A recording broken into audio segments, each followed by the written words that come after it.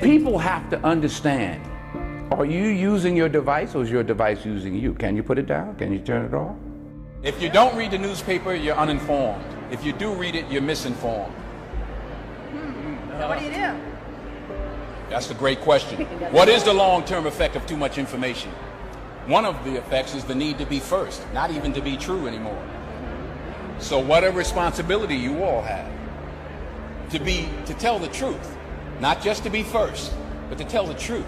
We live in a society now where it's just first. Who cares? Get it out there. We don't care who it hurts. We don't care who we destroy. We don't care if it's true. Just say it, sell it.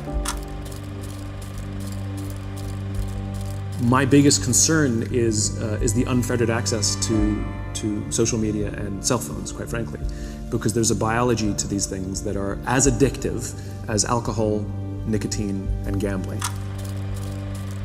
Right now, a family is out to dinner at a restaurant, not enjoying each other's company, but each staring into the screen of their choice, completely ignoring the family members. And this is mom, dad, and the children all doing the same thing while they continue to eat. They did it the entire meal. Right now, an infant is getting their first iPhone and learning to tap and swipe all while drooling on it.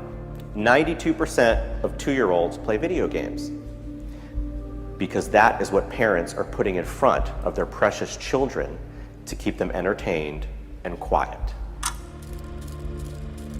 This is your life now. No natural behavior. Everybody's wearing clothes they don't want to wear. Everybody's showing up and doing something they don't want to do, they have no connection to. That's the problem with our society. And then what's the reward for all this stuff? Go home, get a big TV. Go home, you're gonna get a shiny belt buckle. You're gonna get a nice purse. You're gonna wear shoes that you couldn't afford last week. You're gonna get that dream car.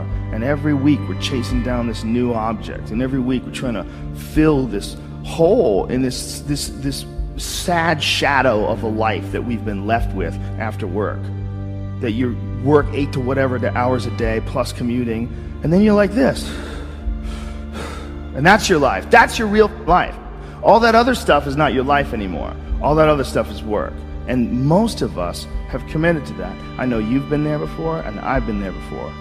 And we understand that it's a trap because we got out of it. But for the people that are in it, a lot of times they don't even understand it's a trap. They just think it's a good job. They think they got dental. I'm doing really good. I got my own parking spots, got my name on it. And you're just a piece of a heartless, shitty machine that makes money.